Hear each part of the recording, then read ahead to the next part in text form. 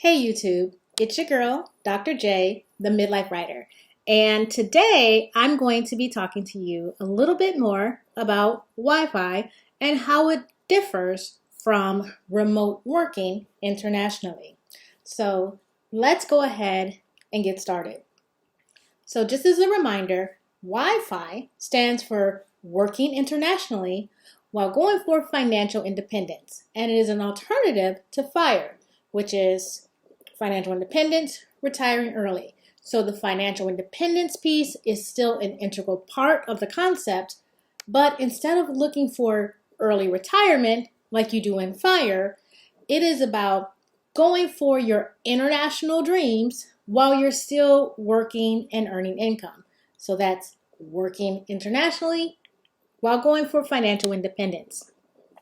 Now, something that I've heard a couple of times when I talked about Wi-Fi or working internationally, people will say things like, yeah, you can get a remote job and then you can work that remote job at an international location. I want to let it be known that that is actually something that's different than what I'm talking about with Wi-Fi.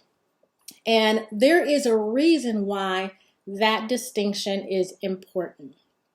And the big reason why that distinction is important, the difference between having a remote job and then you just move to another country with that remote job and actually having a job that is actually assigned to the country that you're going to be living in, is visa status. Now, a visa is your permission to exist and live or immigrate to the country in which you're trying to live.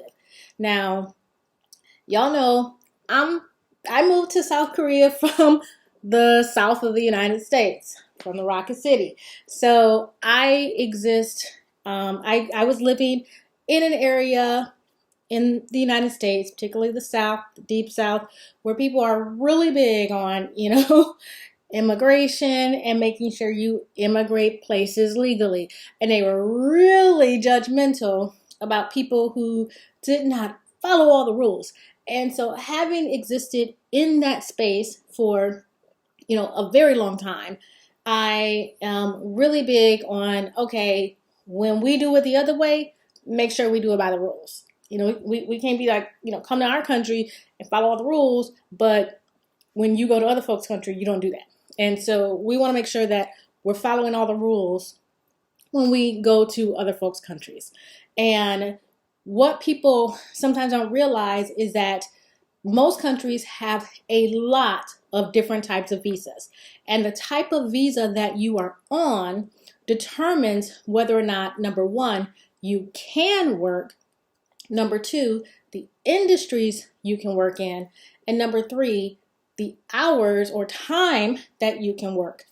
It also impacts your status back in the United States when it comes to taxes and how taxes are collected. So first, I'm going to start a little bit in reverse order, and I'm going to talk about the taxes situation first. And that is, you have to know what your status is going to be internationally when it comes to you paying taxes back home in the good old US of A.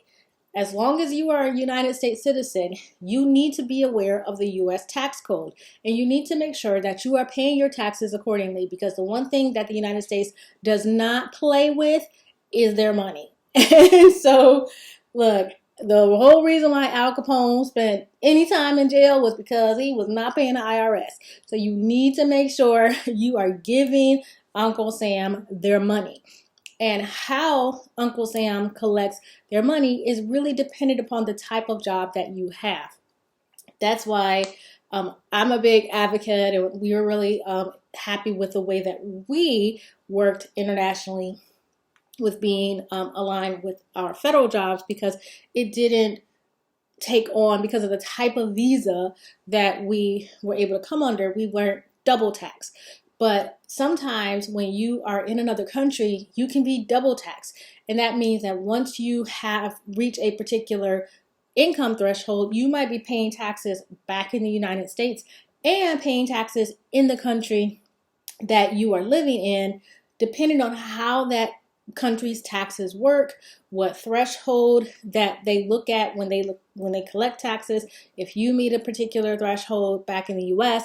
And so I am not a tax person. I'm not an accountant. I'm not a certified I'm not a CPA. I'm not a financial advisor or any of those things. You want to make sure that you have a good financial advisor and a good tax person if you are going to be working internationally, to make sure that you're following the rules. But just know that moving out of the country doesn't mean that you don't still owe this country taxes.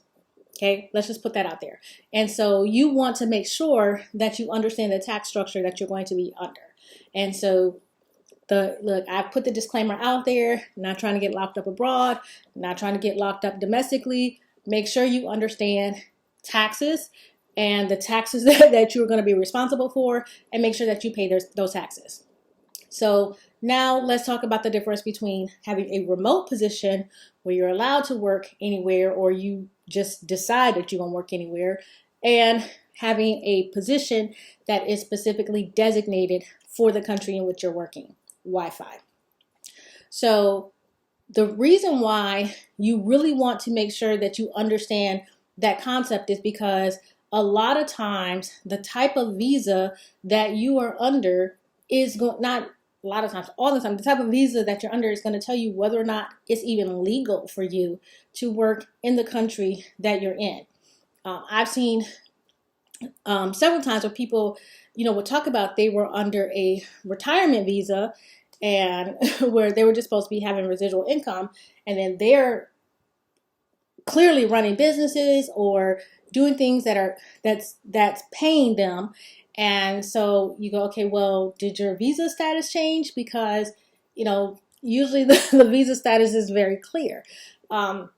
If you're going to run your business from another country, well, you need to make sure that you understand the hiring requirements, because I know my husband and I looked at some countries, and at the time that we looked at Belize, it's been a long time. It's been several years, so I'm not sure what their status says at this point. But it was like, if you run a company in Belize, you had to hire, if you had any staff at all, if you had any employees, you had to hire a Belizean citizen unless you had proven to the Belizean government's satisfaction that a Belizean citizen was not able to do that job, and only then could you hire somebody else who was not a Belizean citizen. So it's like when you go to other countries, you need to understand their rules, their requirements, their regulations. And so if you're going to run your business and you're going to hire somebody to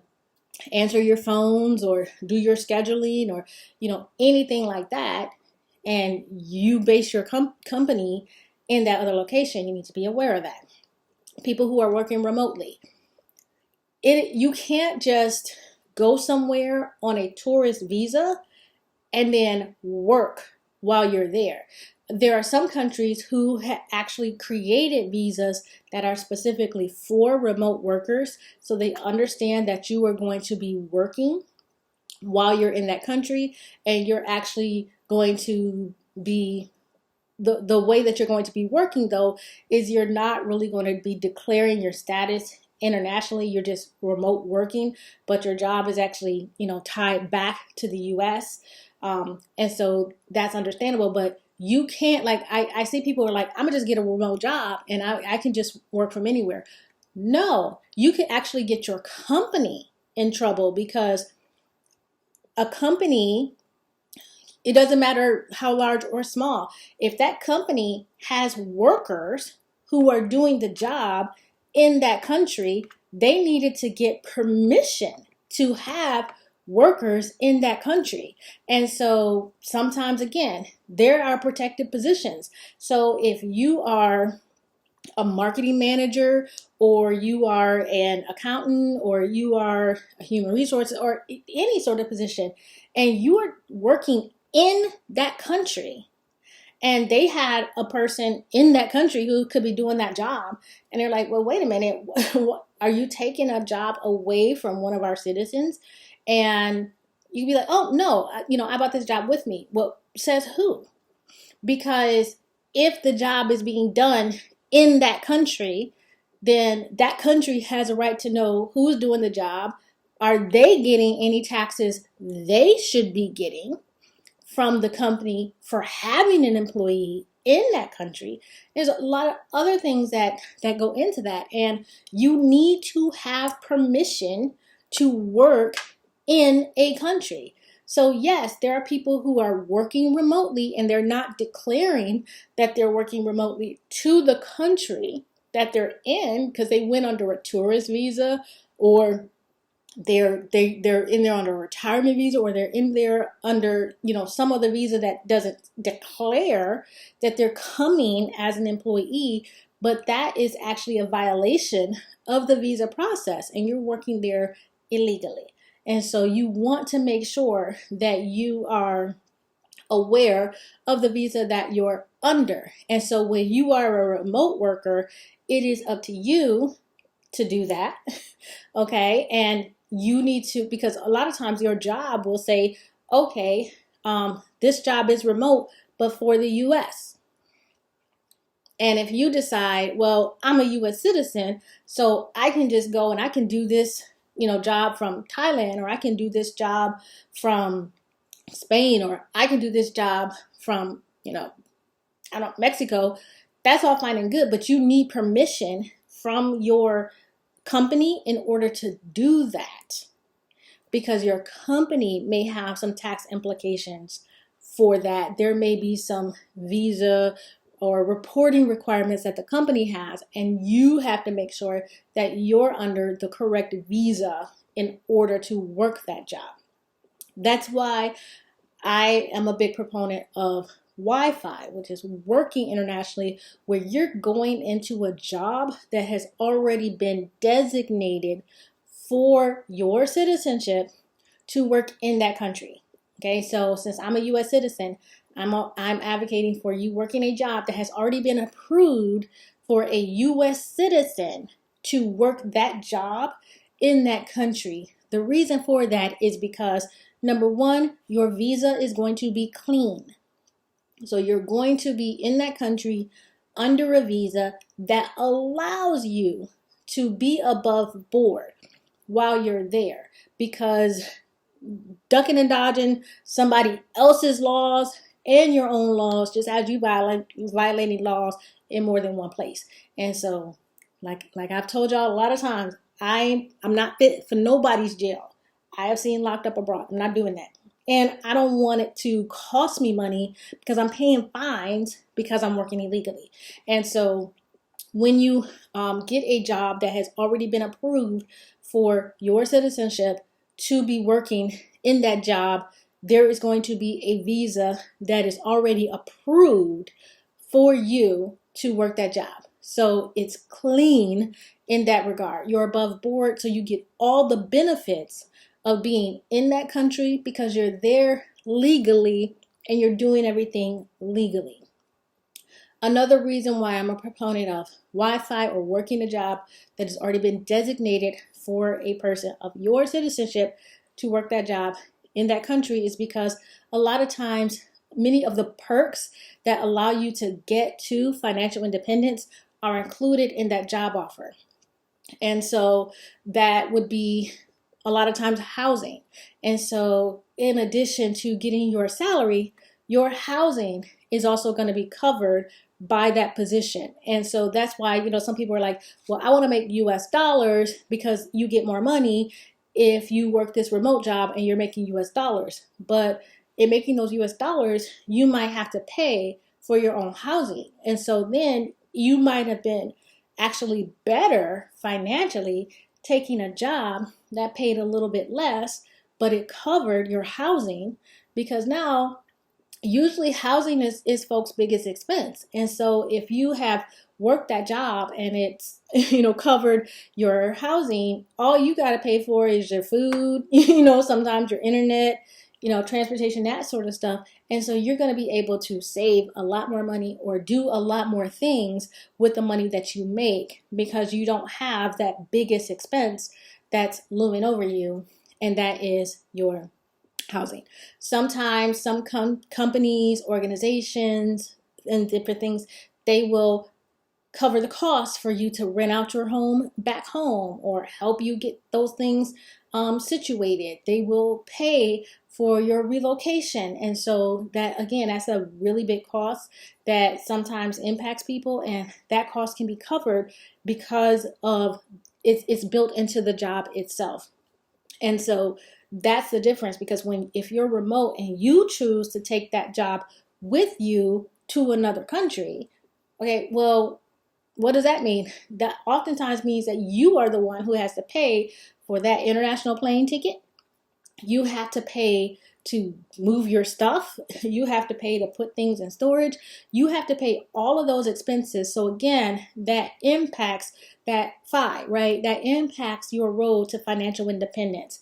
And so that's why I wanted to come on here and really clarify that when I talk about Wi-Fi, I am not talking about getting a remote job and then taking that remote job and working that job in another country. I'm not saying that it can't be done, and I'm not saying that it's not good. It's great. A lot of people do that, and it's wonderful.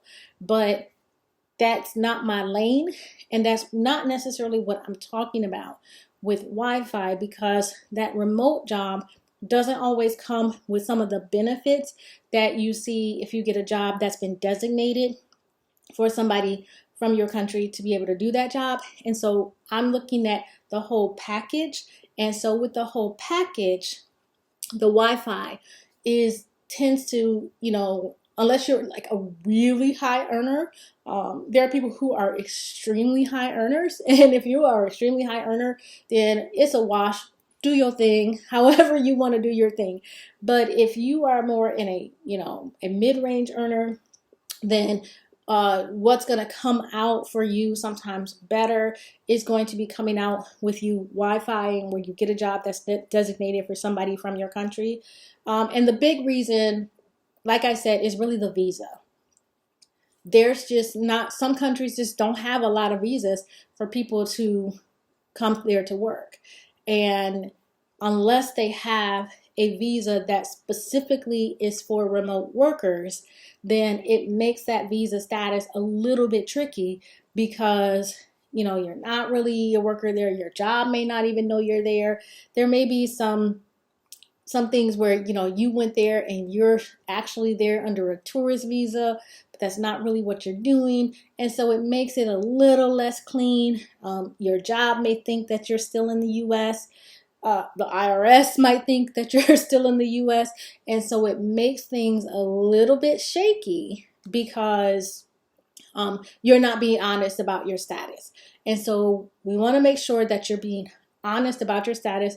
There are probably some people in some other channels who can tell you how to navigate those processes in ways that are not necessarily, above board, but that ain't what I do here. What I do here is I'm telling you how to do it legally, and I'm telling you why you need to do it legally.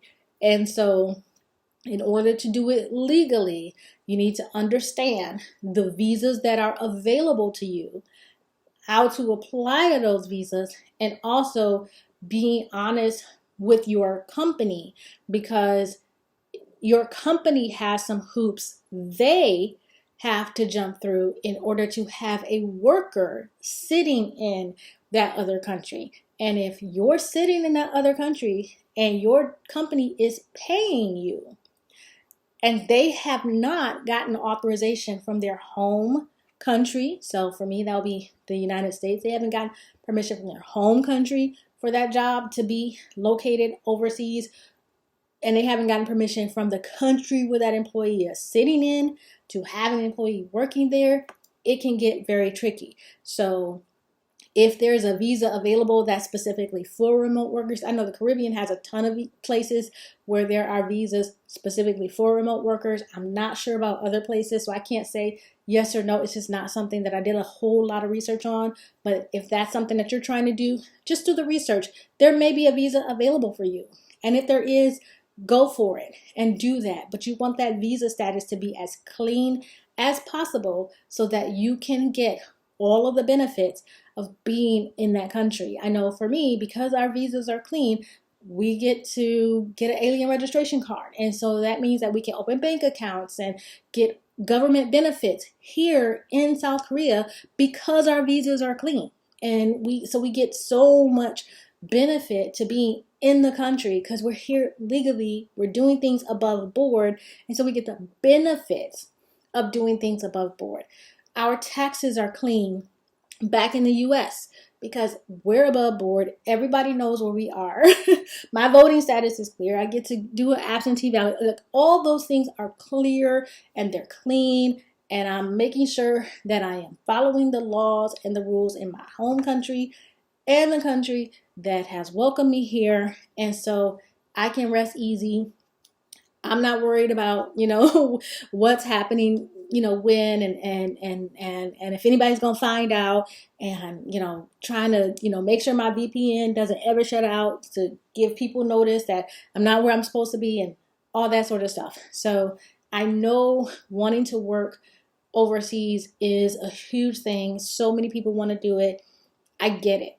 I get it. It took my husband and I a few years for us to be in a position where we are now, so that we are working internationally. So I get it. I get that desperation and I get that desire to just have it done because you feel like I need to do this right away. I get it. You can ask any of my friends. I've wanted to do this for years, but I'm telling you, it's really in your best interest to do it legally and do it on the up and up and do it above board. If people are interested, I'll definitely do some videos on how to find a position internationally, how to prepare a resume, because there's different ways you prepare your resume for international positions depending on the type of position you're even going for, if it's a government or contractor or company. And so I'm definitely willing to do some videos on those things. If there's interest, you can tell me in the comments below, and I'll definitely start to do some videos on those things. But I do want to make sure that you have as great of experience as possible, and that starts with making sure that you understand what visa you need, how to get it, and keeping it all above board. So I hope talking about the difference between working remotely versus working internationally in a position that is designated for a citizen of your country, and what those differences are, what I mean by Wi-Fi, and I hope that gets you closer to your dream of living and working internationally. Hope this helps. This is Dr. J, the Midlife Writer. Bye-bye.